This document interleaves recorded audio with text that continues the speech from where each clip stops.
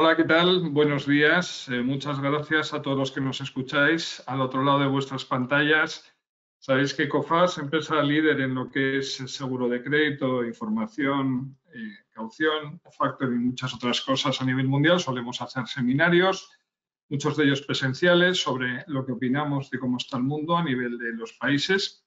Y otra cosa que también es nuestro expertise es los análisis sectorial. Nos parece que un sector que ha estado en boca de todos mucho tiempo, pero desde luego desde la pandemia, que es el sector hortofrutícola, el sector de la alimentación, es un poco el foco del seminario que tenemos por delante. Es bastante completo, muy variado, ya veréis, con muy buenos ponentes, y una de las cosas que vamos a hacer, en primer lugar, va a haber un bloque de 2 ponentes. En primer lugar está Bruno de Moura Fernández, que seguro que muchos de vosotros ya conocéis, que es nuestro economista jefe, el responsable de análisis macroeconómico, que lo que nos dará es un análisis de riesgo sectorial por parte de Cofas, de la compañía. Y tras él lo que va a aparecer es Raquel Sierra, que es una de nuestras expertas analistas en el día a día en el riesgo deudor de los asegurados que tenemos que confían en Cofas. Así que, sin más, te voy a dar paso a Bruno y seguro que disfrutaréis de la hora y pico que tenemos por delante. Muchas gracias. Muchas gracias, Miquel. Buenos días a todos.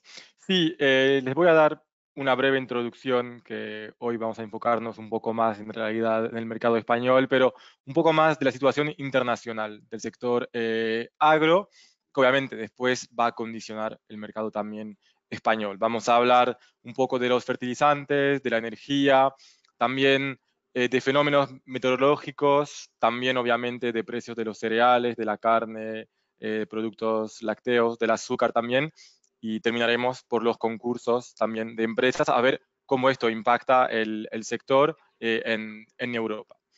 Pero bueno, para empezar, como siempre casi ahora y desde que empezó la guerra en Ucrania, quizás tenemos que mirar un poco más para entender cómo va el sector y cómo ha sufrido o cómo ha sido impactado el sector, empezar por lo que son los insumos del sector, porque tenemos que pensar que el sector agro, obviamente, es un sector que necesita energía, que sea por las máquinas, etcétera, pero también después, por ejemplo, sabemos que el precio del gas tiene un impacto importante sobre algunos fertilizantes, y eso lo que vemos es que claramente cuando empezó la guerra teníamos, vamos a decir, temor de que no haya suministro de muchos fertilizantes, porque sabemos que Rusia es un exportador muy importante de muchos fertilizantes, y también que, bueno, el tema del precio del gas y del petróleo ya lo hablamos muchas veces, también teníamos miedo de que haya escasez de energía. Por eso subieron mucho los precios, y lo que se ve ahora es que claramente bajó el precio del gas natural, porque ya no hay miedo de que no haya gas suficiente. Ahora las reservas en Europa están bastante altas en realidad, y ya uno no piensa que va a faltar gas para el próximo invierno. Eso ha permitido que al final tengamos un precio de la urea más baja, fertilizantes un poco más bajos.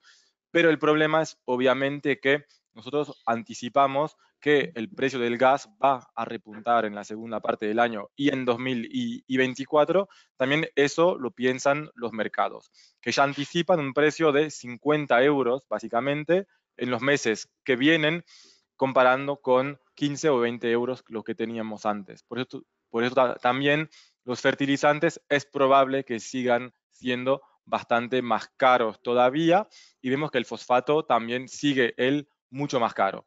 Y eso obviamente después repercuta eso en los costes de producción para los cereales y para muchos otros productos.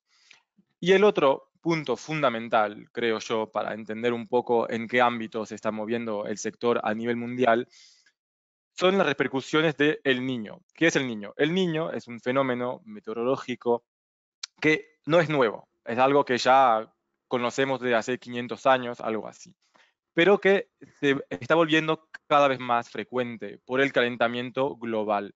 Y eso, en realidad, genera, como lo pueden ver en los dos mapas, entre diciembre y febrero, que ahora está casi seguro que va a llegar este invierno, ahora el Niño, vemos que eso genera sequía y mucho calor y ola de calor en Brasil, por ejemplo, en Sudamérica, también en India, pero en India será mucho más importante un poco más tarde. Será durante la época de los monzones, entre junio y agosto del próximo año, en 2024, cuando va a haber sequía en India, y eso, claro, en la época en que normalmente son los monzones. Y después también Estados Unidos va a verse impactado. Eso, en general, lo que va a hacer es impactar a algunas producciones, obviamente, las que van a verse más afectadas por la sequía.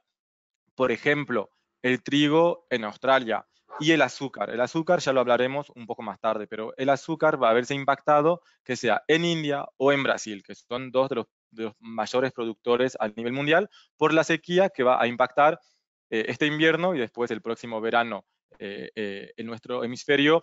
Por eso, ahí se vienen, vamos a decir, un fenómeno meteorológico que va a tener un impacto en las próximas cosechas.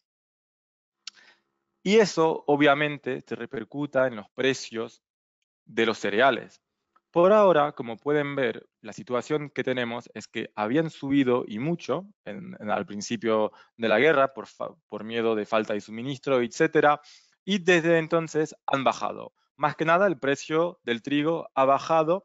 ¿Por qué? Porque al final hemos tenido buenas cosechas el año pasado, en realidad, porque la sequía que impactó a Europa vino tarde, llegó por junio, julio, durante el verano, en que en realidad ya el trigo estaba hecho. Este año el problema es que como ha llegado antes la sequía en Europa, bueno, eso va a tener un impacto un poco más tarde en las próximas cosechas. También por eso vemos que el precio del trigo ha bajado, todavía sigue un 20% por encima de 2019, pero los mercados, cuando uno pide una entrega para 2024, como pueden ver, los mercados anticipan una subida del precio del trigo. ¿Cómo lo mencioné? Bueno, por problemas meteorológicos y también, hay que decirlo, por problemas geopolíticos. ¿Por qué? Porque, claro, en algún momento bajaron los precios porque hubo acuerdo para la exportación de los cereales ucranianos por el Mar Negro. Rusia, básicamente, con Turquía como mediador, está aceptando cada 2 meses, básicamente, un acuerdo para que Ucrania pueda exportar sus cereales. Eso obviamente hace con que haya más oferta.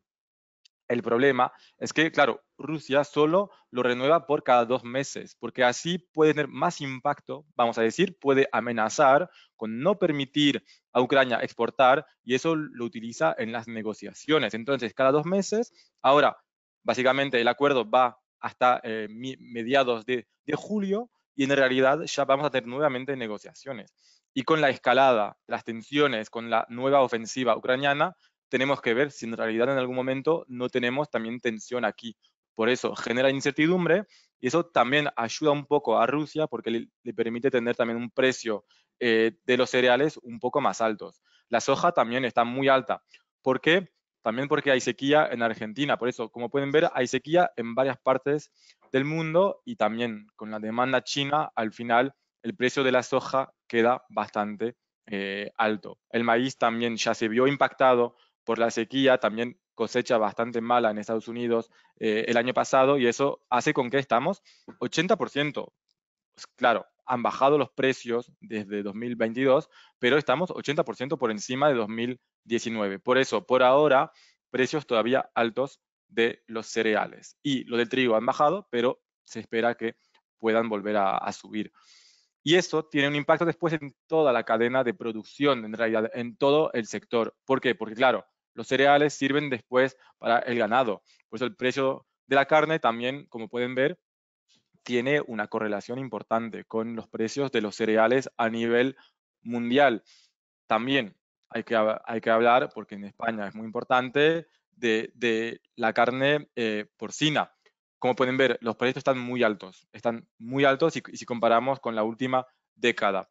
¿Por qué? Porque claro, por los costes de producción ha bajado la producción porcina en Europa, en países como Alemania o como Dinamarca. En España no tanto, pero claro, como hay menos oferta y que al final la demanda está repuntando en China porque China se ha vuelto a levantar en realidad las restricciones anti-COVID, vemos que hay demanda por parte de China y a nivel mundial China es el mayor mercado para las exportaciones españolas de cerdo, y pueden ver que los precios están muy altos.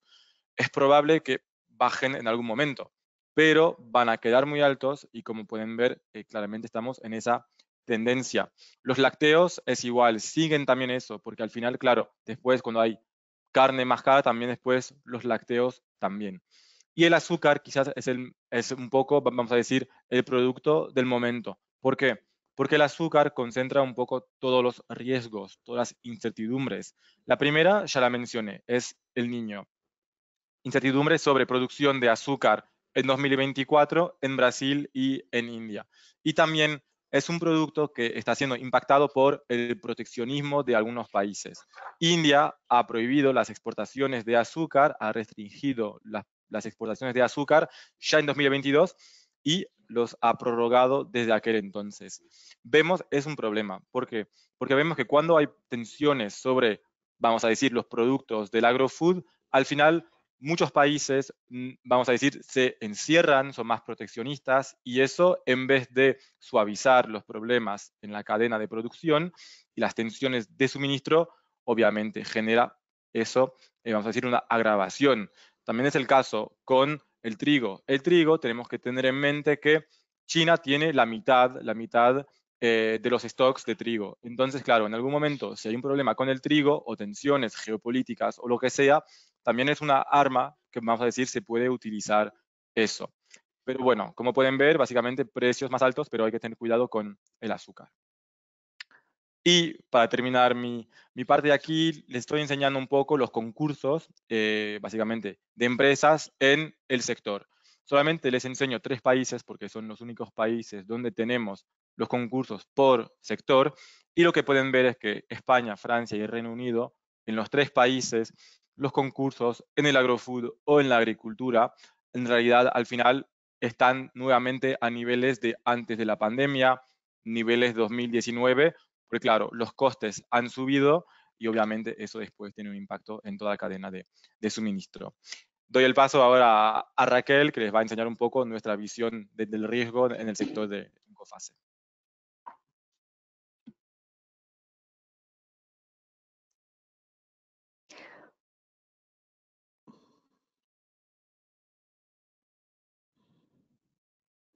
Buenos días a todos. Muchas gracias, Bruno, por ofrecernos estas perspectivas de la economía global. Muchas gracias también a todos los asistentes a este webinar. Mi nombre es Raquel Sierra, soy analista del sector agroalimentario en Coface y hoy estoy aquí para ofreceros la visión que tenemos sobre la situación de este sector en España. Yo llevo ya 12 años como analista de agro en Coface, pero mi trayectoria en el seguro de crédito se remonta a 2004, por lo que he ido viviendo la gestión de las distintas crisis que hemos experimentado a lo largo de estos años. En primer lugar, voy a empezar contándoos cómo nos organizamos en el Departamento de Riesgos en Coface en España.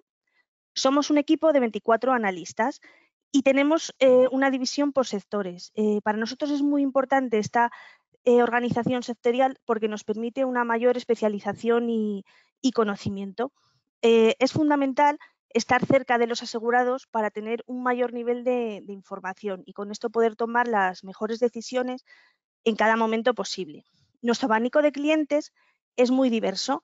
Trabajamos desde con empresas multinacionales que tienen aseguradas sus ventas con nosotros en los distintos países del mundo donde operan, hasta con pymes y micropymes españolas que aseguran sus ventas bien domésticas o de exportación con Coface.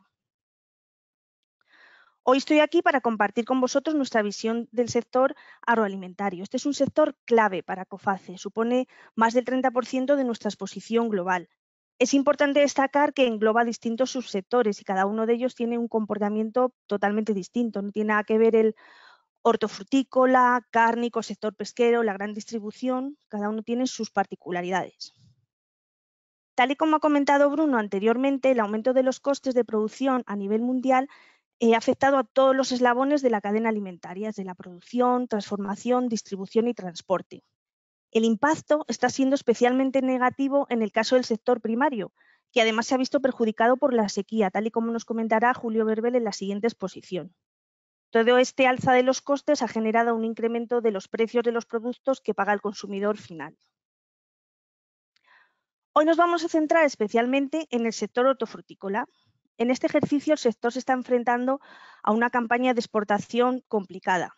Según los datos que tenemos del ICES, la campaña anterior experimentó una caída en volumen respecto a años anteriores, pero como podéis ver en el gráfico que está en pantalla, en valor la evolución fue al alza debido al incremento de los precios. A pesar de este aumento de los precios, muchos de los productores destacan que esto no ha permitido compensar el incremento total de los costes que ha asumido este sector. De cara a la campaña actual, dependiendo del producto del que estemos hablando, hay algunos productores que siguen experimentando una reducción en el volumen y otros están en volúmenes similares al de campañas anteriores, ya que frutas y verduras no dejan de ser una imprescindible en la cesta de la compra. Por lo que respecta al destino de nuestras exportaciones, como podéis ver en el gráfico, los principales países donde se dirigen las producciones hortofrutícolas españolas son Alemania, Francia, Reino Unido, Países Bajos e Italia, que en su conjunto suponen un 70% de las ventas. Dada la relevancia de estos países para los asegurados de COFACE, consideramos que es importante hacer aquí una mención al comportamiento de la siniestralidad en el agro. Globalmente, nuestra experiencia en términos de siniestralidad en estos países es positiva, pero aquí hay que destacar la tendencia al alza en los impagados que estamos observando tanto en Reino Unido como en Países Bajos en el sector de la distribución. Esto ya se veía en el último gráfico de Bruno, donde se veía un incremento al alza de los concursos en Reino Unido en el sector agro. Somos conscientes de que el sector agroalimentario es un sector muy marcado por la temporalidad de las distintas campañas de los productos, tanto en hortofrutícola, donde tenemos en cuenta la estacionalidad de los cultivos, como en otros sectores donde la campaña de Navidad o verano, por ejemplo, tiene una gran relevancia. Por ejemplo, en el caso de productores de fresas y frutos rojos, aunque los meses de venta fuerte empiecen en marzo-abril y terminan en junio-julio, nosotros nos reunimos antes con nuestros asegurados de cara a conocer las necesidades que tienen para la campaña futura. En este caso, lo que hacemos en las reuniones es comentar experiencia de años pasados, datos de ventas, periodos de pagos y conocer las previsiones para la campaña que va a comenzar. En algunas ocasiones, los analistas nos desplazamos a ferias importantes del sector, como es el caso de la Fruit Attraction, que se celebra cada otoño en Madrid. Aquí aprovechamos para visitar tanto a nuestros asegurados como a compradores relevantes. También estamos en contacto permanente con nuestros asegurados con el fin de conocer la evolución de los precios en los distintos momentos de las campañas. Somos conscientes de que para un nivel de kilos similar, las necesidades de cobertura pueden variar notablemente de un año a otro, incluso durante la misma campaña. Es por eso la necesidad de estar cerca para conocer cómo está evolucionando el precio de ese producto. Entendemos que por esto es súper importante trabajar con coberturas temporales en este sector para poder atender las necesidades de las puntas de campaña. Por poneros otro ejemplo, supongo que todos recordaréis el año pasado la calima que en primavera asoló el país, o sea, las estampas de todo cubierto de polvo naranja. Esto generó que se perdieran gran parte de las primeras cosechas de sandías y melones, entre otros muchos productos. Esta drástica reducción de la oferta generó un aumento de precio a niveles desorbitados, ya que había menos producción en el mercado. Creo que los consumidores llegamos a pagar hasta 12 euros kilo por estos productos, lo que es una barbaridad. En este contexto tuvimos que revisar varias veces al alza las necesidades de nuestros asegurados en el mercado doméstico con el fin de poder adecuarnos al aumento continuo de los precios. Otro caso importante que os quiero comentar es el de las hortalizas, ya que su precio depende mucho del clima que haga en el norte de Europa. Tradicionalmente, cuando los inviernos son muy fríos, las producciones locales europeas se reducen y aumenta la demanda de productos españoles, lo que genera un aumento de estos productos en origen. Estoy hablando de los clásicos, el pimiento, calabacín, tomate. Sin embargo, en esta campaña, donde las temperaturas han sido más suaves, el factor que más ha impactado en el alto precio ha sido los altos costes energéticos de los invernaderos en el norte de Europa. Esto ha generado una reducción de sus producciones locales y un aumento de la demanda de productos hortofrutícolas españoles.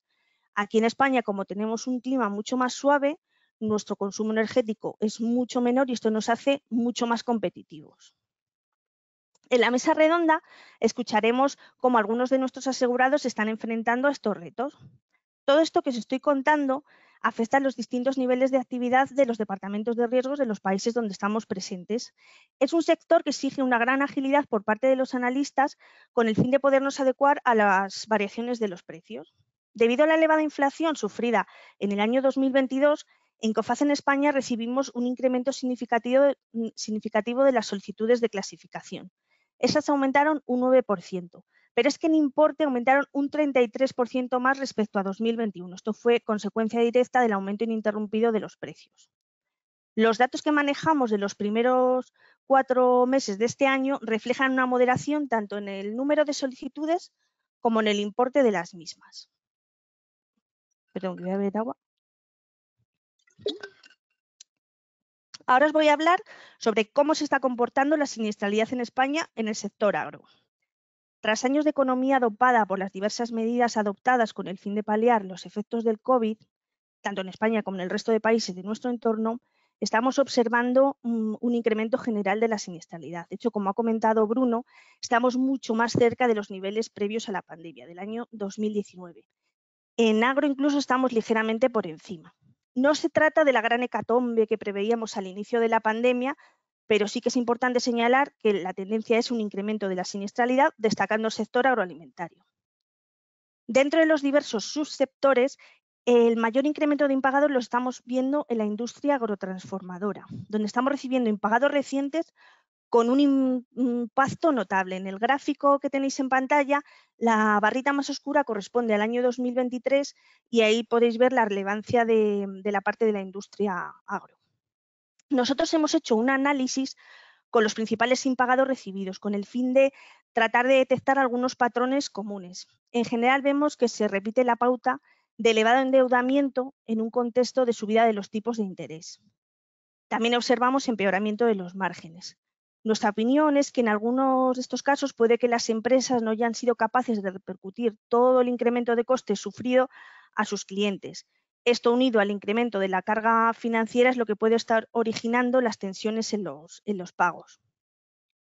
Para finalizar, me gustaría compartir con vosotros las tendencias que vemos para 2023 en base a las reuniones que mantenemos tanto con asegurados como compradores. En general, los datos que estamos viendo con cuentas del año 2022 reflejan que las empresas han sufrido una gran presión en los márgenes, los cuales se reducen en general, como consecuencia en muchos casos de la dificultad de trasladar todos estos incrementos de costes a la gran distribución, por ejemplo. También estamos viendo cómo muchas empresas están trabajando en la gestión de sus costes con el fin de optimizarlos. Y en el caso de la energía, como hemos visto anteriormente, de cara a esta campaña se está reduciendo la presión respecto al año pasado. Las previsiones para 2023 son algo más relajadas de cara a las subidas de precios, pero el tema del endeudamiento bancario está ejerciendo una gran presión en aquellas empresas que tienen una gran dependencia de los bancos. Con esto finaliza la exposición de riesgos. Espero haberos aportado información que os sirva de ayuda y quedo a vuestra disposición en la parte final de dudas y preguntas. Muchísimas gracias por vuestra atención.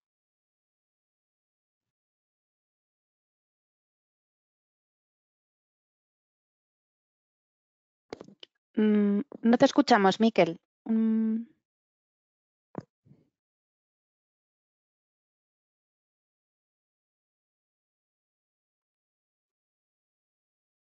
Hola, vale. ¿Qué tal? ¿Se me escucha? Perfecto. Disculpar, estaba comentando que para todos los asistentes, después de estas brillantes ponencias de Bruno y de Raquel, decir que ahora entramos en un segundo bloque. En primer lugar, voy a dar paso a Julio Berbel, le presento cuando aparezca, y luego vamos a tener una mesa redonda con 3 empresas punteras del sector. Y tras esos 2 bloques, los terceros y cuartos y últimos, pues está abierto a preguntas que cualquiera de los que nos está escuchando ahora mismo quiera hacer a los ponentes. Así que estáis viendo ya a mi derecha o izquierda, según lo mire cada uno, a Julio Berbel, que es catedrático en la Universidad de Córdoba, doctor ingeniero agrónomo, un especialista en todas las cuestiones del agua. De hecho, en el 2021 recibió el Premio Andalucía del Medio Ambiente y Gestión Sostenible del Agua. Y con él pues, vamos a tener una presencia muy interesante durante unos 20 minutos del impacto de la sequía en el sector. Pues muchas gracias, Julio, por tu tiempo.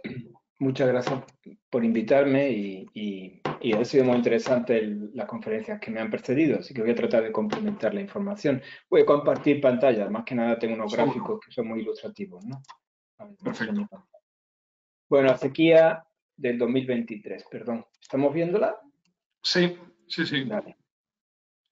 Bueno, rápidamente, las claves. Precipitaciones, llevamos ya desde 2017, con un breve descanso, un año que fue más normal, con precipitaciones por debajo de la media, sobre todo en el sur de España. Sequía hidrológica. Quizá para los especialistas tengo que explicar la diferencia entre meteorológica e hidrológica. Meteorológica es simplemente que no llueva. Pero puede ser que no llueva o llueva por debajo de la media, sin embargo los embalses estén llenos, de que ha habido años de acumulación, porque normalmente los embalses en el sur de España son multianuales, o sea, normalmente tienes para 3 o 5 años para el sector urbano y casi 2 años para el sector de riego, de manera que un año seco se aguanta, 2 también, y el tercero es cuando empiezan los problemas.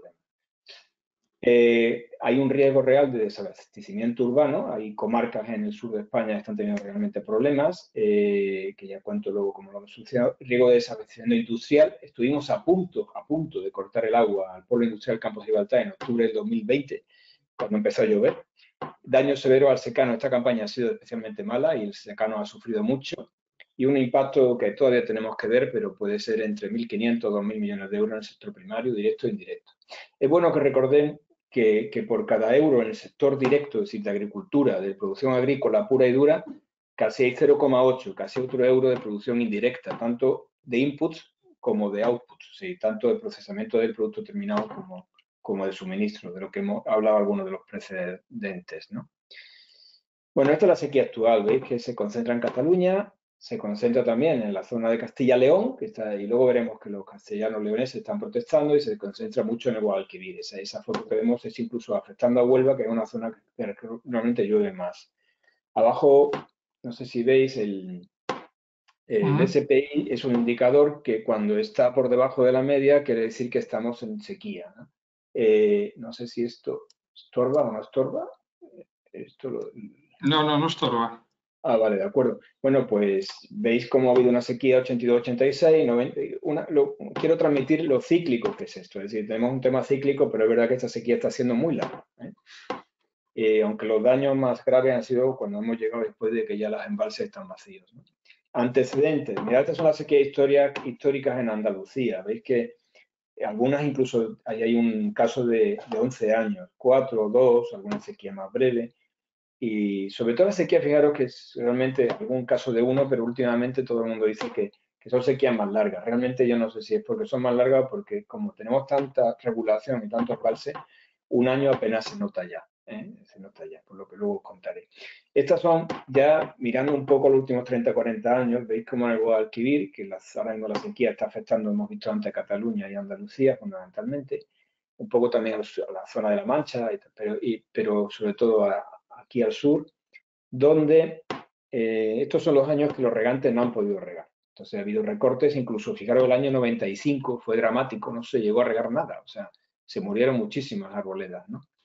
Este año se riega con un 20%, entonces un 18%.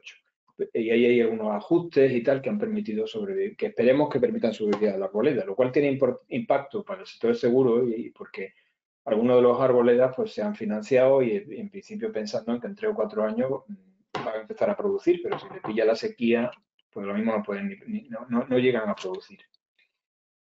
La sequía más brutal que hemos tenido, se llamó la mega sequía, 91-99. 12 millones de habitantes en España sufrieron recortes, Sevilla, Cádiz, Palma de Mallorca. La producción agrícola sufrió 1.200, 1.500 millones de euros de pérdida cada año. Efectos ambientales nadie se molestó en cuantificarlos, pero se murieron peces, aves, árboles. El seguro agrario se disparó después de la sequía del 95, se casi duplica el seguro agrario. Luego hablaremos de él. Establecimiento de los protocolos de gestión de sequía. Esa es una herramienta muy importante, que es que junto a los planes hidrológicos hay que hacer un anexo que se llama protocolo de sequía, que digamos que actúa de manera preventiva. Y esto permite adelantarse a la sequía, como por ejemplo, pues ahora mismo está ya actuando en Sevilla, tiene ya el plan de sequía activo, entonces ya puede tomar medidas preventivas. A raíz de esa sequía del 95 se hicieron algunas infraestructuras, como Lonares, que ha permitido que sequía no esté, que Sevilla sobreviva y ahora mismo esté simplemente en alerta y no esté en emergencia. Expansión del riego por goteo. Por ahora enseñaré un gráfico y veréis cómo se multiplicó por 2 o por 3 la superficie de riego por goteo, ¿no?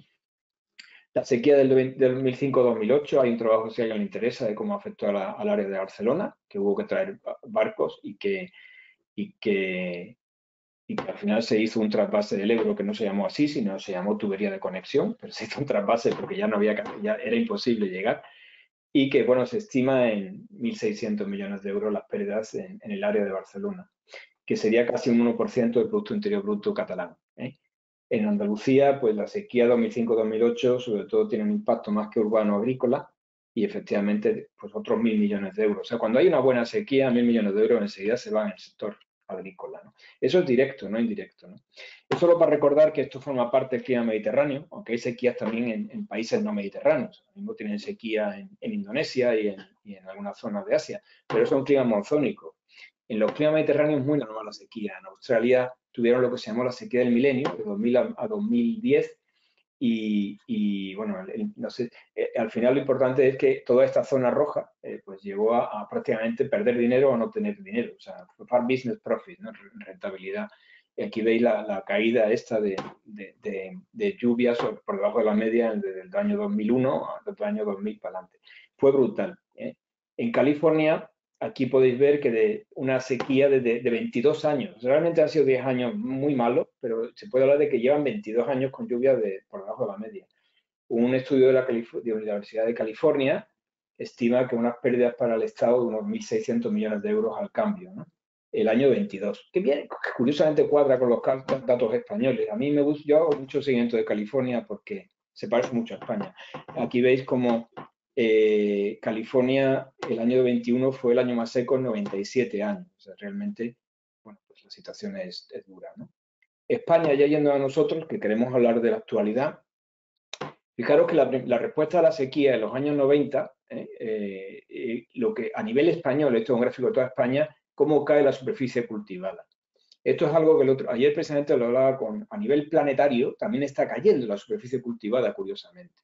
La superficie total cultivada. Y también a nivel planetario el secano ha caído un 1%, aquí veis que el secano cae mucho, mientras que el regadío crece, era un 10% hace mucho tiempo en España y ahora es el 30%.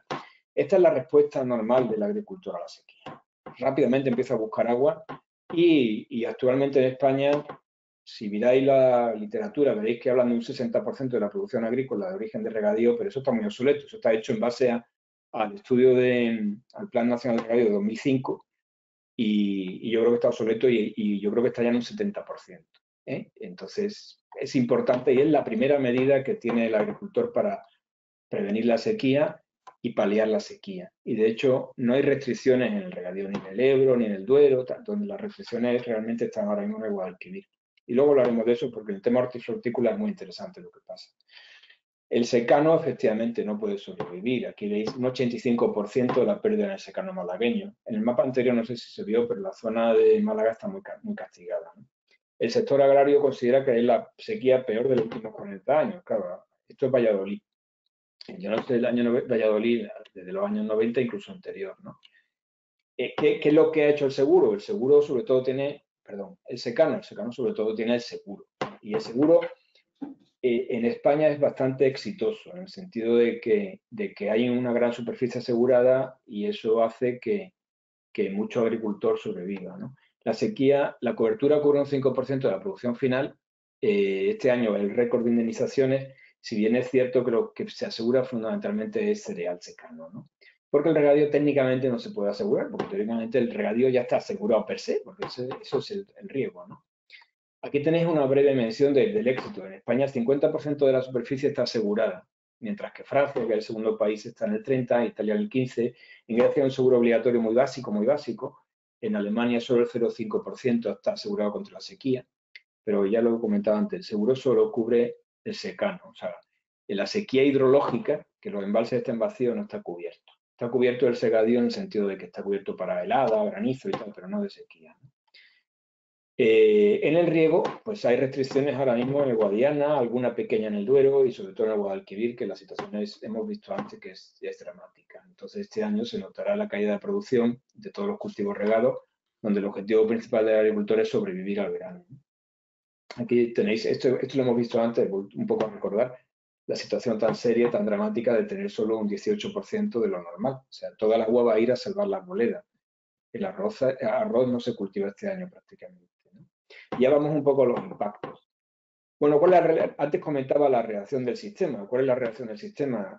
Andalucía es clave en el sector del aceite, luego vais a ver que la producción del precio del aceite se ha multiplicado casi por 3, y la reacción del sector es queremos más riego. Entonces hay iniciativas de utilizar aguas residuales, etcétera, pero veis cómo el crecimiento es continuo y sostenido y que actualmente el 50% de la producción de aceite viene del regadío. O sea, es regada, es olivar regado. Lo cual es muy importante porque estabiliza las producciones. Antes había mucho más becería. Becería es que un año bueno, un año malo, porque tiene que ver con la agronomía del cultivo. Y si además se le impacta la sequía, pues incide más esos vaivenes, esa variabilidad. El regadío permite que se estabilice mucho la producción y que aumente la producción, ¿no? Pero bueno, el sector quiere más secano, más regadío, porque es la forma por una parte, aumentar la producción y por otra parte, reducir el riesgo. Este es el impacto, ¿no? Veis cómo el precio se va para arriba.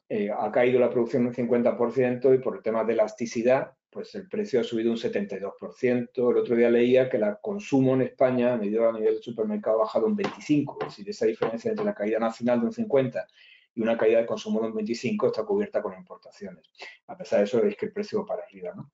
Y seguirá yendo para arriba. O sea, no quiero hacer ningún pronóstico, pero todo pinta de que cuando lleguen, se llama técnicamente el enlace, cuando acaba el aceite de la campaña del 23 y tiene que empezar a entrar a la del 24, como va a retrasarse, pues lo mismo hay un pico de precio interesante. Bueno, esto se me ha repetido. Perdón, creo que, que voy ahora estoy yendo para atrás en lugar para adelante. Bueno, la industria. Claro, esto puede afectar a las almazaras, van a tener este año la mitad de producción, va a haber la mitad de jornales, la mitad de producción, la mitad de facturación en la fábrica de aceite, que se llama almazara. El tomate, la cooperativa de primer grado, sabéis que es la cooperativa que agrupa a 10 agricultores, hay mucha cooperativa también es de cooperativa que son de segundo grado. La más grande de primer grado es la de Lebrija del tomate y este año ha cerrado. Ahí tenéis un ERTE, porque es que simplemente es imposible mantener la fábrica abierta cuando tú tienes solamente el 5 o el 10% de la superficie de cultivo, o sea, porque no se puede, ¿no? Los hogares. Bueno, hay algún sector que está, la verdad que no, esta sequía no está siendo tan dura como la del 95, porque ya sí hay infraestructura, pero en algún caso está habiendo de que están recurriendo a Cuba porque no hay agua en los embalses. En la política, bueno, ya veis que hay una manifestación el 15 de junio, la fresa de Huelva, el boicot, todo esto viene un poco provocado por la sequía, ¿no? Mezclando cosas que no hay que mezclar. La fresa de la sequía, dice el Financial Times, cuando realmente el problema es, no salimos de madre si hablamos de doñana, pero esto no tiene con la sequía, son 700 hectáreas ilegales en un total de 15.000, o sea que tampoco ese es el problema, no son las fresas de la sequía, ¿no? En el consumo, pues ya está claro y lo hemos visto en la ponencia anterior como se admite por el gobierno que se va a gravar el precio de los alimentos. El aceite de oliva, que es básico en España, pues se ha multiplicado por 2 o por 3. Los trigos duros, por ejemplo, son muy producidos muy localmente, se están aumentando el precio. A lo mejor el trigo blando, que se comercia más como un commodity en todo el mundo, pues no se afecta tanto. Va a haber temas muy locales, ¿no? Y me pedían hacer un poco qué hacemos, ¿no? Entonces yo siendo muy gráfico, hablo de hardware y software, ¿no? En hardware se tienen que hacer cosas de infraestructura, se tienen que hacer algunas presas, alguna queda por hacer, hay que hacerla, hay que hacer conexiones, no hay que tenerle miedo, los trasvases no son malos, no son pecados, se pueden hacer, son muy limitados técnicamente, pueden mover el 0,5, el 1% de una cuenca hacia otra y eso no va a cambiar el equilibrio, ¿no? Hay que mejorar la eficiencia todavía más, un poco más. Tengo que decir, por ejemplo, en el sur de España, lo que es Murcia, Andalucía, estamos ya en un 80% de riego por goteo. Difícilmente se puede ir más allá. Pero, por ejemplo, en cambio, en el sector urbano hay pérdidas de un 50% en redes en las zonas rurales. Es decir, que metemos un metro cúbico para que la mitad se pierda por el camino. Ahí hay que hacer un tema de mejora importante, porque todo ese agua que se ha perdido ya, la siguiente sequía no está disponible, se ha perdido, ¿no? Bueno, entonces, algo de infraestructura. Los agricultores seguirán invirtiendo en riego de precisión. Supongo que esta sequía tan brutal va a hacer que la gente compre más sensores y más teledetección y más inteligencia artificial aplicada al uso de lo que se llama riego de precisión. Eso es hardware. Luego en el software. En el software yo quería comentar un par de cosas, ¿no? Es la gobernanza. O sea, tenemos que seguir trabajando en gestión, control, sigue habiendo algunos pozos ilegales, hay que cerrarlos y hay que legalizar lo que haya legalizable y lo que no hay que cerrarlo, instrumentos económicos.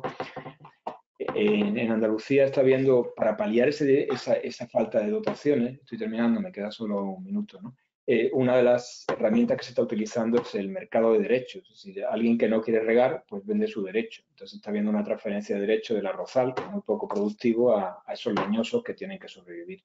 De hecho, tiene una cierta polémica por los precios que se están manejando, que los arroceros dicen que es lo justo para poder compensar las pérdidas que tienen y algunos dicen que no está de acuerdo. Bueno, pero da igual. Ahora mismo hay más demanda de esos derechos del arrozal que capacidad. O sea, hay más demanda que oferta, porque la oferta está limitada a los derechos que tenía el arrozal. En fin, ese tipo de cosas palían un poco el tema y pueden paliarla más allá. En Arizona, California, hay un banco público del agua que lo que hace es cuando sobra agua, hay veces que sobra agua, que parece mentira, se acumula para los años posteriores y eso lo hace un banco público que depende del Estado y que compra y vende, ¿no? Y eso no se ha utilizado todavía en España más que en casos muy excepcionales y yo creo que es una herramienta, algo interesante.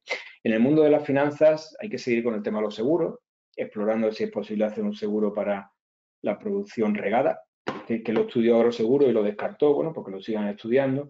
Y luego le comentaba una herramienta que a mí me gusta mucho, que está recogida en la política agraria común, o sea, la Comisión Europea la considera viable, considera compatible con la política agraria común, que se llama el ahorro previsión, pero lo curioso es que no se ha aplicado en ningún sitio, a pesar de que lleva por ahí en los sectores académicos 20 o 30 años. Solo se ha aplicado en Canadá. ¿Y eso qué es? Bueno, si tenéis interés, se llama Agriinvest Canadá, y lo que hace es el Estado te ayuda a ahorrar. Tampoco es que sea una cosa disparatada. Ahí veis una media de 27.000 euros por agricultor de los 25.000 productores que están afiliados. Los costes de gestión son muy bajos y lo que hace un agricultor es meter dinero en una cuenta corriente de un banco y a cambio de eso, pues el Estado le perdona o lo considera un gasto deducible del impuesto de sociedades. Bueno, tiene un trato fiscal favorable y cuando lo tiene que sacar porque viene la sequía, vuelve a tener un trato fiscal favorable. En grosso modo, es simplemente una herramienta que a mí me gustaría ver y voy a dejar de compartir. No sé cómo dejo de compartir. ¿Cómo dejo de compartir? ¿Me ayudáis? Ya lo has hecho. Solo te ven salir.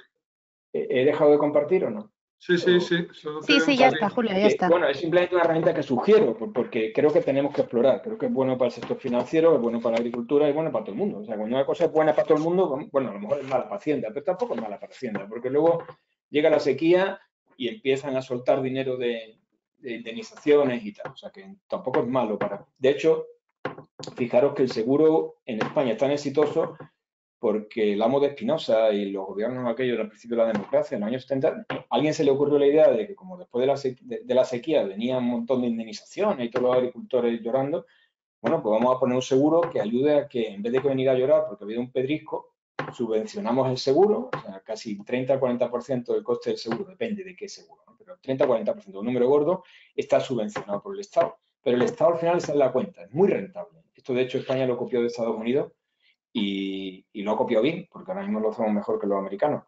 Pero hay ese tipo de herramientas donde el Estado, digamos, ayuda, pero al final el Estado se ayuda a sí mismo, porque cuando inevitablemente viene la sequía, pues tiene una ayuda, ¿no? Y daros cuenta de que 2.000 millones de euros de pérdidas por la sequía, algunas de ellas se podían haber evitado con alguna infraestructura que lleva pendiente 25 años, que se aprobó con el gobierno de Zapatero cuando el plan hidrológico se canceló. Como compensación se hicieron algunas desaladoras y había alguna propuesta de algún embalse que no se ha hecho después de 25 años. Y eso algo habría ayudado. En vez de un 18% de cuota que hemos tenido en el Guadalquivir, a lo mejor habríamos tenido un 23%, yo qué sé. Pero realmente creo que hay que hacer infraestructura y no hay que tenerle miedo. El cambio climático va a más irregularidad, es decir, que va a haber años más secos, años más húmedos, lluvias más torrenciales y eso no hay otra forma. Y lo último, ya termino. Todavía falta un día menos para la próxima inundación. O sea, es que el problema es que todas las sequías terminan con una inundación, todas. O sea, California ahora mismo ha tenido una inundación brutal. Acabo de enseñaros que 22 años de sequía, bueno, pues lo que ha habido ahora es una inundación brutal. Australia igual, o sea, y aquí la habrá, o sea, la habrá seguro. Por eso hay que tener presas que paren el agua y hay que tenerlas ahora, para que cuando llegue la inundación las tengamos puestas, ¿no? Pues poco más o menos, no sé si no he tenido control del tiempo, espero haberme ajustado. No, Julio, perfecto. Muchas gracias. vamos a dar, insisto que ahora vamos a dar pie a una mesa redonda con 3 empresas y después de esa mesa redonda, el último apartado será precisamente las preguntas de cualquiera de los asistentes que quiera lanzar pues a Bruno, a Raquel o a Julio, a cualquiera de los 3 ponentes que vienen a continuación. Así que, Julio, muchas gracias y vamos a dar paso a si van apareciendo a las 3 empresas, que es la última mesa redonda, el último bloque que tenemos previsto en este webinar. Tenemos a Cecilio Peregrín de Primaflor, tenemos a Eduardo López de Real Green Food y a Carlos Cumbreras de Plusberries. Así que lo primero, muchísimas gracias por sacar tiempo para estar con nosotros y para compartir vuestras experiencias. Encantado, buenos días. Como tengo a Cecilio justo a mi lado, por allá, el tema es, si te parece, yo creo que Primaflor es una empresa referente en el mercado, pero al final, bueno, pues el hecho de una empresa que funciona desde 1975 en 25 países, si quieres decir unas palabras, Cecilio, por presentar a Primaflor. Bueno, primero daros las gracias por la invitación y, bueno, comentaros que nosotros somos una empresa de origen familiar, que efectivamente empezamos en mediados de los 70 con el negocio de las flores, que poco a poco fuimos pasando de flores a hortalizas y que, bueno, pues ahora mismo estamos en una facturación esperada de 190 millones, tenemos 2.500 empleados y entre socios y nosotros estamos cultivando algo más de 6.000 hectáreas de terreno en lo que son cultivos intensivos al aire libre. Básicamente lechugas, pero todo tipo de lechugas. Entonces, pues, bueno, digamos que esa... La Primaflor ya entramos porque entraremos más en faena. Dejo a mis compañeros Eduardo y a Carlos que nos digan ellos.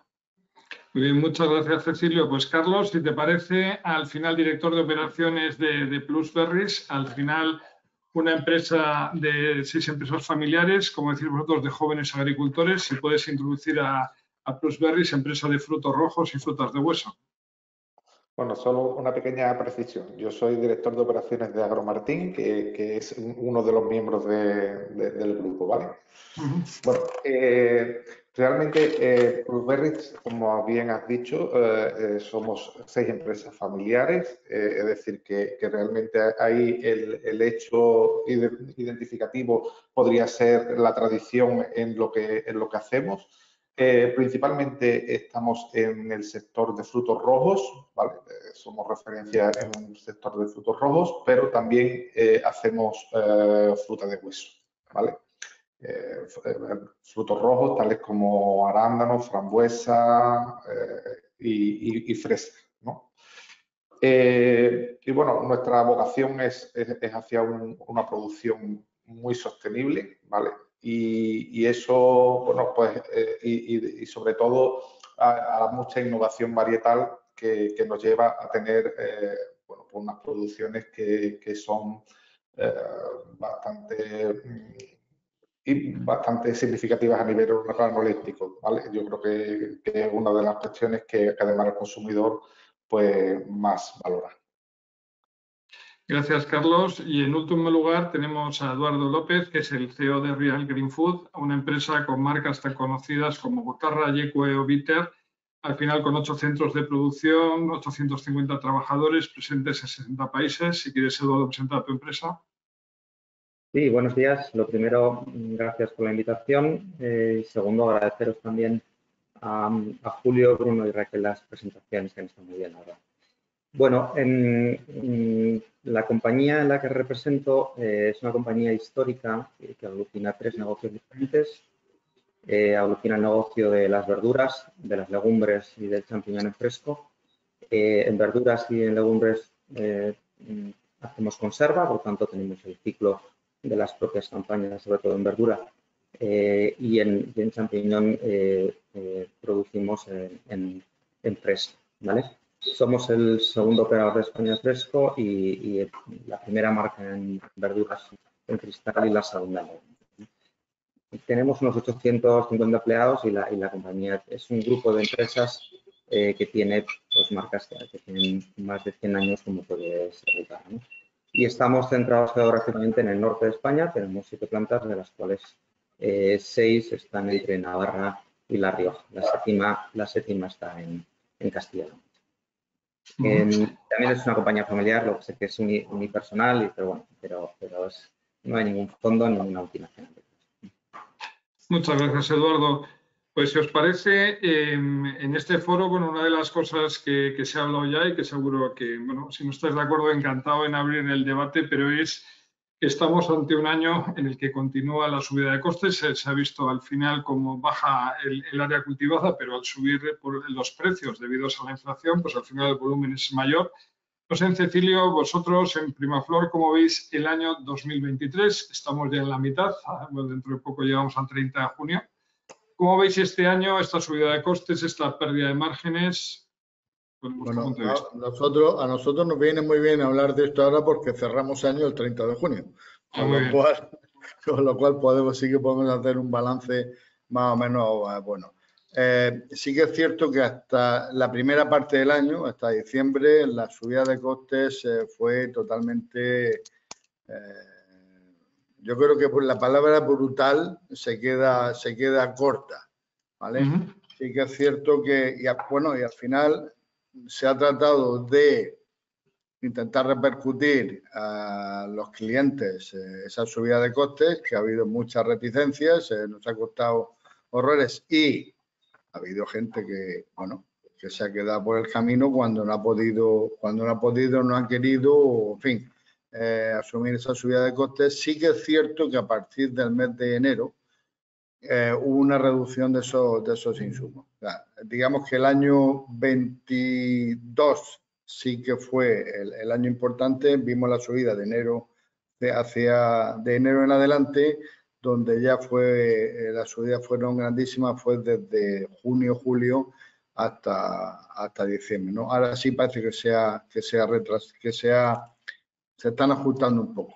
No a los niveles que había antes, pero sí que es cierto que un poco. Sí que es cierto también que hemos podido repercutir parte de esa subida de insumos en los precios. Con toda la consecuencia que tiene eso, porque al final todos somos consumidores y todos queremos ir cuando vamos a hacer la compra, queremos pescado gordo y que pese poco. Y perdonadme la expresión tan coloquial, ¿no? Pero bueno, digamos que nosotros ahora mismo el riesgo que más tenemos es el tema del agua. En la zona donde estamos nosotros, norte de Almería, Murcia, el cultivo que tenemos, el riesgo que más tenemos ahora en Cianes es el tema del agua, de la sequía. Gracias, Cecilio. Por el País Vasco suele decir bacalao gordo que pese poco no hay, pero bueno, que es una derivada. Carlos, ¿cómo lleváis el año? Quiere decir, esto que se ha hablado a nivel de subida de costes, lo habéis paliado, por ejemplo, bueno, hacéis mucha referencia en Plusberries del tema de la innovación, la tecnología, cómo habéis podido afrontar toda esta subida de costes del 22 que comentaba Cecilio y parte del 23. Bueno, realmente no es fácil, ¿no? Y menos en una situación que ya han comentado algunos de los ponentes anteriores, donde en casi todos los productos que hacemos, desde la mora, el arándano, la frambuesa y la fresa, ¿no? Pues, y la fruta de hueso incluido, pues casi todos han tenido reducción de volumen de producción. Y yo creo que es una constante en casi todo el tema agro. Y todo ello, pues al final, aunque sí puntualmente, en casos puntuales sí que ha habido una mejora del precio, pero en la mayoría de los casos no ha sido suficiente para compensar ese efecto negativo del coste de los insumos. Es verdad que ha habido también una relajación de esos costes, porque ha habido campañas donde parte de la campaña donde era imposible porque eran de una semana a otra, estaban nuestros proveedores llamándonos para modificar los precios de los insumos y eso para una planificación es fatal, ¿no? Y bueno, pues lo hemos ido sobrellevando como hemos podido y bueno, y sobre todo pues teniendo claro nuestra propuesta de valor, ¿no? Que es una propuesta de productos sostenibles y de productos, bueno, que aportan diferencial en el mercado. Gracias, Carlos. No sé, Eduardo, si en el caso de las conservas es otra vez se replica la misma situación de subida de costes, disminución de márgenes, como habéis vivido el 22 y principios del 23. Sí, bueno, nosotros tenemos la mitad del negocio en conservas, la otra mitad en fresco, ¿no? Son modelos diferentes, pero en marcos generales, 2022 ha sido un año muy complejo en márgenes. Hemos crecido, pero la realidad es que hemos tenido un retraso a la hora de trasladar el coste hacia el precio. El primer trimestre del año 2023 ha sido bueno, hemos recuperado márgenes y hemos crecido fuerte, pero sufrimos un abril bastante malo. Yo creo que en general el consumo en abril se impactó demasiado, ¿no? Ahora parece que se recupera, ¿no? Pero bueno, la tendencia general es de picos de demanda, o sea, no es una demanda continua, estamos sufriendo, en fin, digamos, máximos y mínimos que nunca habíamos vivido en ese sentido, tanto lo bueno como lo malo, por meses.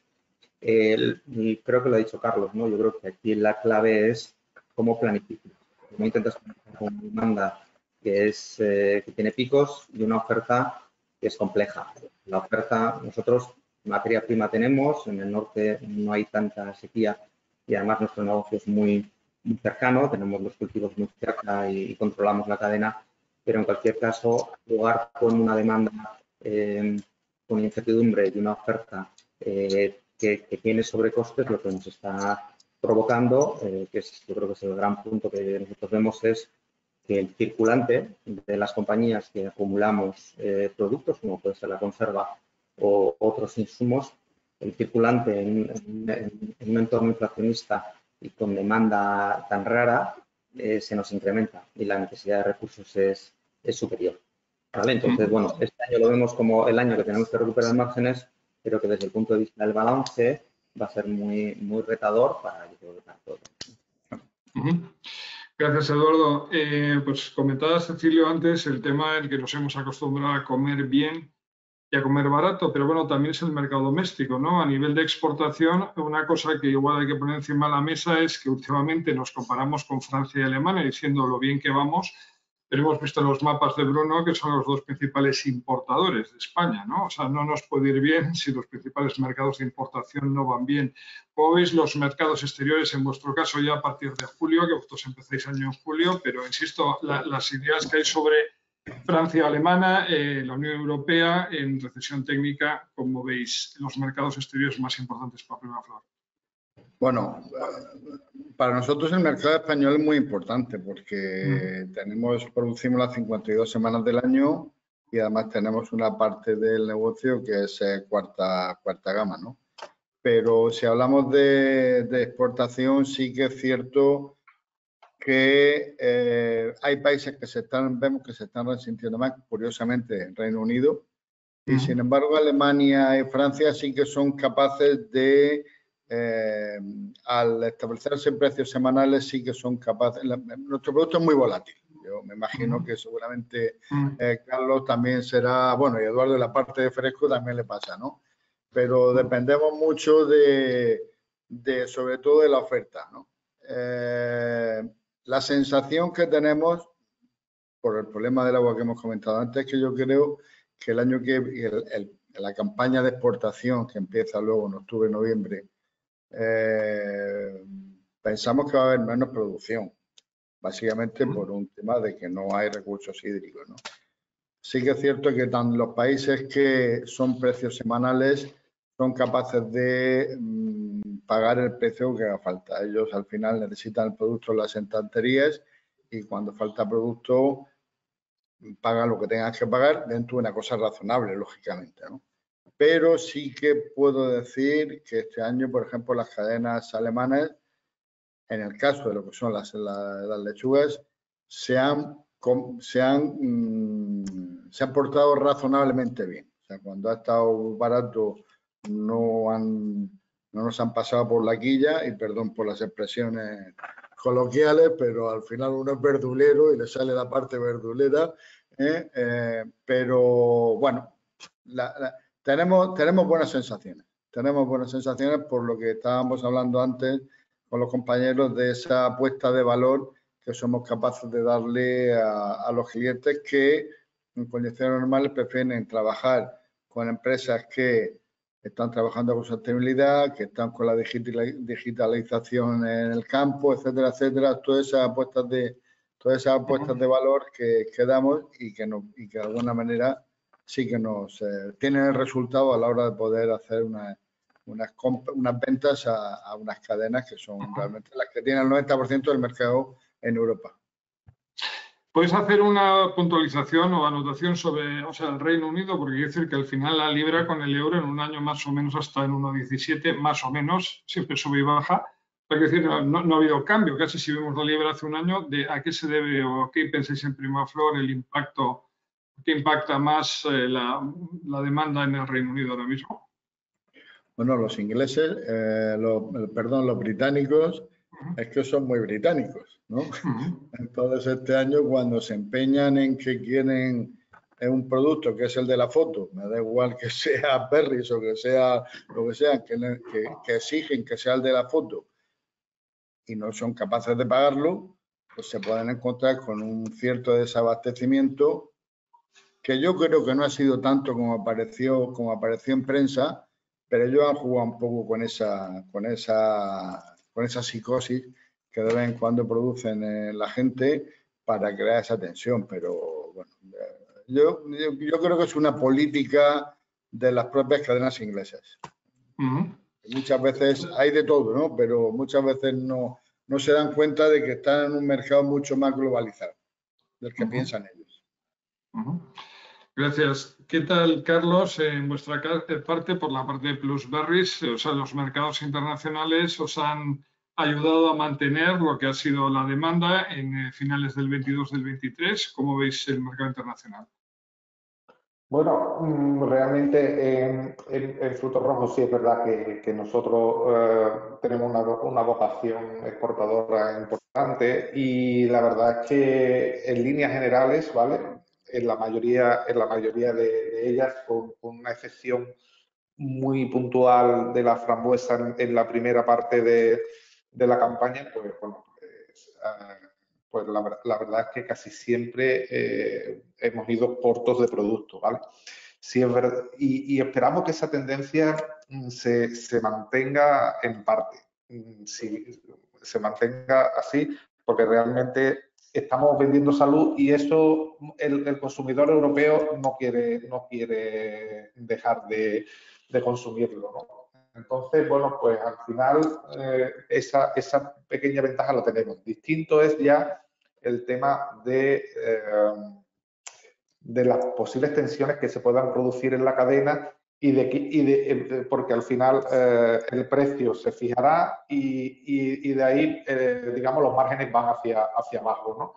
Y eso, bueno, pues puedes crear alguna tensión bueno, a la que habrá que estar atentos, y ya habéis hablado de algún caso como en Reino Unido y en Holanda, donde ha habido algún susto ya a nivel de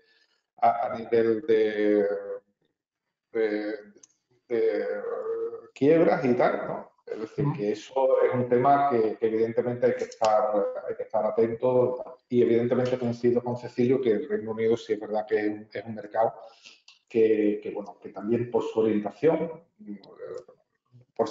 porque realmente habían estado buscando orígenes distintos al de España, ¿vale? Porque habían buscado también en Marruecos, por ejemplo, en nuestro caso, y también en Egipto, y bueno, y puntualmente pues se han visto desabastecidos porque no ha habido bastante de esos orígenes, y nosotros tampoco hemos podido atender a los precios que marcaban lo que necesitaban, por lo cual también es una cosa similar. Y perdona, el apunte, frente a productos que vienen de Marruecos o de Egipto, ya que cita esos dos destinos, el tema está la calidad de los productos que hacéis o la innovación, quiero decir, ¿cómo os defendéis de productos que igual en origen son más baratos? Bueno, hay veces que evidentemente los estándares de calidad y de innovación por los que trabajamos nosotros en el grupo, y entiendo que gran parte del sector, pues evidentemente son difíciles de cumplir en esos orígenes. Distinto es que al final el consumidor tenemos que hacerle llegar ese trabajo que hay detrás del producto que se pone en la estantería. Y para ello tenemos que buscar fórmulas de información, porque de información. Pero por otra parte también es verdad que las distancias en algunos productos nos ayudan, ¿no? Porque en el caso de la fresa, al final llegamos con bastante más frescura que nuestra competencia al mercado, porque al final son unos días que la mercancía es más fresca y eso nos ayuda. Y bueno, y evidentemente pues seguir con lo que hacemos, ¿no? Con toda la innovación varietal que estamos llevando a cabo en cada uno de nuestros productos y potenciarlo. Y trabajar mucho en sostenibilidad, que realmente es una demanda que el mercado yo iba a decir que no nos impone, pero yo creo que es todo lo contrario, que nosotros somos conscientes de que somos los que tenemos que buscar fórmulas y en eso se está trabajando, de buscar pues cada vez adaptaciones más importantes de nuestros cultivos al entorno ambiental que tenemos, ¿no? Gracias, Carlos. Y Eduardo, vosotros indicando, vamos, que estáis en más de 60 países, ¿cuáles son los que pensáis que pueden tener un crecimiento potencial o cuáles os están sorprendiendo gratamente a lo largo de los últimos meses de crecimiento potencial? ¿Están fuera de lo que es el mercado europeo? ¿Cómo veis los mercados exteriores? Bueno, a ver, nosotros tenemos un crecimiento internacional. Realmente los vectores de crecimiento de la compañía vienen por internacional. Y estamos vendiendo productos sanos porque tenemos disponibilidad del producto, verdura, legumbre, básicamente en internacional, ¿no? que es en conserva, y porque somos competitivos, ¿no? Y eso nos ha permitido en los últimos años crecer de manera muy fuerte, ¿vale?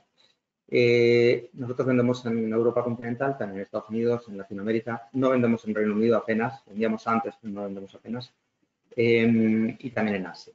Pero yo respecto al tema internacional, sí estamos notando que después de trimestres muy fuertes, de crecimiento muy fuertes, casi triple dígito, últimamente estamos perdiendo competitividad a España en general, ¿no? Porque, a ver, ha subido los envases, ha subido la energía, ha subido el salario mínimo, ha subido en general el cartón, el plástico, la energía. Ahora tenemos la ley de la cadena, que también tiene sobrecostes, la ley del plástico y viene la sequía. Entonces, todo esto lo acumulas en una lata, en un vidrio, en un envase que lleva producto y compites en internacional con otros países que de los que te he contado, quizá la mitad no los tiene. Entonces, donde España ha sido muy competitiva a nivel internacional en todo el tema de alimentación, creo que empezamos a desacelerarnos y en algunos casos de manera importante, ¿no? Es cierto que hay una reducción de cultivos a nivel general en todo el mundo y que la disponibilidad después de la pandemia ha sido clave para los retailers y han aprendido la cantinela de que tienen que tener varios proveedores y alternativas, etcétera. Pero sí que es cierto que ahora empieza a entrar la dinámica del precio medio, donde la gente no tiene tanto dinero, sobre los tipos, etcétera. Y creo que deberíamos empezar a pensar todos si todos esos sobrecostes se los come el mercado internacional, porque en nacional entre nosotros crecemos mucho en unidades en internacional, pero en nacional es un mercado que es el que es, que el crecimiento viene vía quitar cuota a otro, pero no viene por un crecimiento orgánico. Entonces, mi reflexión es, tenemos una gran oportunidad si somos mejores que otros, pero ojo con cargar la cadena con costes, porque al final pararemos, ¿no?, ese crecimiento y ese potencial que tenemos en España, ¿no? Esa es mi reflexión. Nosotros en la parte de fresco en España, lo que hemos, no es internacional, pero lo que hemos visto es que básicamente ha habido menos oferentes. Hay menos oferentes, hay menos gente capaz de mantener los estándares de servicio o de hacer frente a la inflación y a los incrementos de los costes generalizados, ¿no? Entonces se concentra un poco el mercado. Pero en la parte internacional, básicamente lo que vemos es que hay crecimiento, pero que las oportunidades se estrechan poco a poco por este incremento de costes. Bueno, comentaba antes que ha dicho Cecilio, ¿no? El tema de pagar realmente lo que vale. O sea, todos vuestros productos fuera de España son mucho más caros que a nivel doméstico. Es un clásico en Europa, sobre todo estoy hablando, y nos hemos acostumbrado a que los precios aquí sean bajos, ¿no? No sé si, Eduardo, aparte de seguir haciendo hincapié en el servicio que decías ahora y que hay empresas de vuestro sector que están desapareciendo, con lo cual hay menos oferentes, ¿hay algo que te parece especialmente, aparte del I+D o cuál el servicio, cuál es la pauta que se puede seguir en vuestro sector? Yo creo que la parte de I+D en un entorno tan complejo, subida de tipos y un poquito decadente en Europa, es más complicado. El cliente no te aguanta tanto un producto nuevo y tienes que invertir más de lo que invertías antes en I+D. Por tanto, el ciclo, no sé si es la mejor receta a corto plazo. A largo, obviamente sí, ¿no? A corto, nosotros vemos bastante más estar muy atentos a las indisponibilidades de cosas, ¿no? Ahora está la sequía, antes era la energía, o sea, hubo muchos problemas de energía en Italia y en Alemania, con proveedores italianos se retrayeron. Hay que estar muy atento a ver cuál va a ser la siguiente ola de escasez, ¿vale? Para preverla un poquito antes. Ahora viene la del agua, que empieza la de o sea, vendrán otras, por ejemplo, en el camping ahora no paja, la paja es básica, y esta, pues, la hemos visto venir tarde varios. Nosotros no tenemos problemas de disponibilidad, pero sí. Yo creo que hay que ir pensando en cuál es la siguiente. Alguna vendrá. No creo que con el agua mueve cultivos, los cultivos no sé qué. En fin, esto... No, desde luego. La primera ponencia, Bruno hablaba, es curioso, una de las cosas que creo que hacemos a veces o tratamos de hacer en COFAS es ver qué va a pasar en el futuro. Él hablaba de una sequía en la India, pero el año que viene. O sea, es un tema importante porque estamos en junio del 23 y ya pensando en cómo afectar el 24. Decir que estoy en Madrid y ahora mismo está lloviendo, cosa que aquí, como sabéis, es bastante raro que llueva en Madrid. Así que nos ha contado Julio también que después de las sequías siempre vienen las lluvias. Quiero hacer simplemente el pequeño apunte para todos los asistentes que dentro de 5 minutos vamos a llegar al final, vamos a dar pie a las preguntas que pueda haber por parte de cualquiera de los asistentes que hay. Cecilio, pensando en el foro que nos ha traído aquí, ¿no? Que es al final, el agua, la relación, estamos hablando de subida de costes y ¿cómo abordáis vosotros el mantenimiento? ¿Qué eso puede ocurrir dentro de lo que es la gestión del agua en Primaflor o qué últimas medidas habéis implementado en la empresa para ser más eficientes? Yo quería hacer un apunte solamente de lo que ha dicho Carlos y Eduardo, y es que el gran reto que tenemos hoy por hoy, sobre todo independientemente de los temas naturales, es el reto de la hiperregulación que tenemos y que bueno, prácticamente en muchos casos se hace casi imposible o se hace muy difícil el seguir planteándose la producción. Dicho esto, nosotros ya llevamos trabajando porque estamos en una zona que históricamente ha sido un desierto. Digo ha sido porque lo sigue siendo. ¿Vale? Entonces, pues nosotros llevamos mucho tiempo trabajando en el tema de la optimización de los recursos hídricos. Últimamente estamos trabajando con unos sensores en tierra, sobre todo para algunos productos del tipo de las microhojas, que rieguen cuando ese sensor detecte que la raíz del producto está al límite de ese, ¿no? O sea, hay muchas pequeñas cosas que vamos haciendo. Por supuesto, ya comentaba antes el tema de la digitalización, es importantísima a nivel agro. O sea, si yo siempre digo que antes íbamos nosotros a Holanda y nos íbamos hacemos gracia cuando dicen, no, fulano de tal sale de Israel a ver qué es lo que hacen con el agua, ¿no? Y usted no se vaya a Israel, si puede venir a Almería, que tranquilamente se lo enseñamos, porque están viniendo, hasta los japoneses, están viniendo a Almería a ver qué es lo que hacemos con el agua, ¿no? ¿Qué es lo que somos capaces de hacer con el agua, ¿no?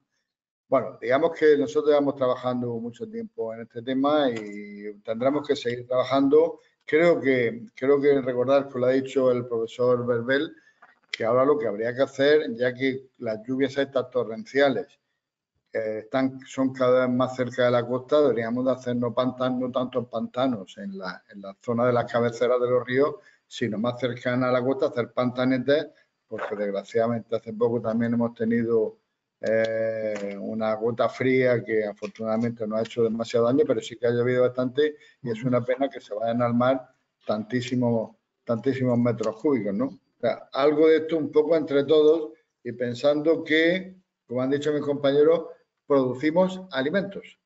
Es que producimos alimentos. Es que a lo que nos dedicamos es a llevar a que la gente pueda comer. Lo demostramos durante la pandemia y lo demostramos todos los días. Y yo creo que no somos conscientes de que el sector primario, si no es sector primario, en general, malamente vamos. A base de pastillas, yo creo que no vamos a poder vivir. Bueno, y las pastillas además vienen de productos agrícolas también, de alguna manera. Bueno, desde luego que el 2020 nadie echó de menos comida en la mesa, así que está bien que se valore la importancia que tiene vuestro sector. Carlos, ¿cómo estáis enfocando todo el tema de, pues insisto, en un momento de subida de costes y disminución de márgenes, la gestión del agua? ¿Alguna idea desde Plusberries que nos podéis facilitar? En eso llevamos ya bastante tiempo trabajando. Realmente, como ha dicho Cecilio, es que vienen de fuera a ver lo que hacemos. Es decir, que todo el tema del monitoreo del consumo del agua, sensores, estaciones y todo esto, ya para nosotros es un habitual, si bien evidentemente pues se intenta todos los años pues darle un esto a la tuerca, ¿no? Un apretoncillo a la tuerca, porque evidentemente tenemos que, y sobre todo en circunstancias como las actuales, tenemos que mejorar aún más, ¿no? Y sí es verdad que al final nosotros tenemos una dotación que es la que tenemos y que de ahí evidentemente no nos podemos pasar, y en función de eso hacemos una planificación. Y lo que sí estamos haciendo pruebas de cambiar algunas técnicas que anteriormente hacíamos en una época, adelantarlas con la idea de aprovechar, por ejemplo, la humedad que tiene el suelo actualmente, por ejemplo, con las lluvias que ha habido y tal, ¿no? Y, por ejemplo, pues aprovechando que ahora ha habido esta lluvia y tal, pues lo mismo cuestiones de alomado y demás que se hacían en septiembre, por lo mejor se hacen antes y aprovechamos eso y ya no tenemos que gastar agua luego. Es decir, que al final todo esto es pues un poco también de adaptación a las circunstancias que tenemos. Muchas gracias, Carlos. Y Eduardo, vosotros al final estando en La Rioja, Navarra y Cuenca, ¿no? Si no me corriges, pero vamos, centros de producción, tenéis más cerca el canal de Navarra. ¿Cómo el tema de la gestión del agua? ¿Qué es lo que hacéis dentro de Real Green Food? Bueno, yo creo que hay un tema más sectorial regional que es la ampliación que se está terminando de decidir desde el punto de vista político de las 20 hectáreas más de regadío en la zona media y baja de Navarra. Eso nos va a permitir tener más agua y ser más productivos. Es un proyecto a 4 o 5 años, 6 años. Es una ampliación del canal que ya existe. Entonces, como sector estamos empujándolo. Obviamente nos interesa a todos, no solo por el agua de boca, sino también por la de producción industrial. Y desde el punto de vista interno, nosotros ya llevamos tiempo haciendo mejora de procesos internos a la hora de utilizar el agua en nuestras plantas productivas. Estamos apoyando también a nuestros cultivadores y mejorando semillas, etcétera, y sistemas de producción para que el uso del agua por kilo sea menor. Y luego hay otra área de trabajo que es importante, yo creo que es para todos, que es reduciendo el waste o los improductivos que tienes de producto. Ese improductivo también está consumiendo agua, reduces la tasa media de utilización por kilo, ¿no? Entonces, bueno, son bastantes cosas, pero insisto también que en la zona norte, en Navarra, La Rioja, hay sequía tan abundante o tan extrema como en el sur de momento, de momento. Esto no está en el sur también. Entramos ya en los 5 últimos minutos de lo que va a ser la jornada y quería comentar, por ejemplo, Cecilio, apuntabas el tema de la hiperregulación. La verdad que es algo muy europeo. quiero decir, ¿no? Al final, no solamente en vuestro sector, sino en muchos sectores. Quiero decir, al final, insisto, alguna de las, si tuvieseis que sugerir algún tipo de iniciativa que se podría hacer desde lo que son los poderes políticos o a nivel social, ¿no? Hay mucha más sensibilidad de lo que es el manejo del agua, de los residuos, ¿no? Yo creo que la gente está mucho más sensibilizada hace 10 años, pero es verdad que en Europa tenemos mucha regulación que igual hace que productos similares a los vuestros que vienen de otros mercados que no tienen absolutas esas regulaciones os hagan la competencia, ¿no? Es lo que, si tuvieses que hacer una carta a Reyes Magos, ¿qué te parece que podrían ser una o dos ideas para vuestro sector? Vamos a ver, yo cuando hablo de hiperregulación, desgraciadamente, esta regulación viene de Bruselas, donde, en fin, hay unos señores que yo entiendo que los lituanos no tengan ni idea de lo que pasa ni en la zona de España, o sea, en las diferentes zonas de España. Bueno, pero podrían informarse, ¿no? Lo que sí ha ocurrido, y eso lo hemos visto, que algunas regulaciones se han... Cuando hablo de hiperregulación, me refiero es que aquí hemos sido más papistas que el Papa. Durante los últimos años hemos visto que hay partes del tema, por ejemplo, de la ley del plástico, una serie de leyes que en países vecinos nuestros, pues han visto que era de muy difícil aplicación, que se estaba asfixiando al sector primario. Bueno, lo han relajado, han pospuesto, vamos a ver cómo lo hacemos, cómo lo dejamos de hacer. Aquí hemos dicho que vamos a máximos, o sea, no... Y bueno, yo creo que al final tenemos que pensar más en proyectos y menos en procesos. Desgraciadamente, estamos inmersos en procedimientos para hacer todo ese papeleo. La cantidad de gente, yo no digo que no se haga, porque además yo creo que hay una serie de auditorías que nos hacen y que nos hacemos, porque si no, no estaríamos aquí los que estamos, pero creo que, bueno, que lo que no podemos ser, insisto, estar pendientes de los procesos y desgraciadamente olvidarnos de los proyectos que seguimos teniendo, a pesar de todo el tiempo que llevamos aquí, seguimos teniendo y por eso, bueno, te desanima un poco, ¿no? Pero bueno, una frase muy buena, disculpa, lo de pensar más en proyectos y menos en procesos, ¿eh? Deberíais imprimirlo en algún... Muy buena. Lo metamos en ello.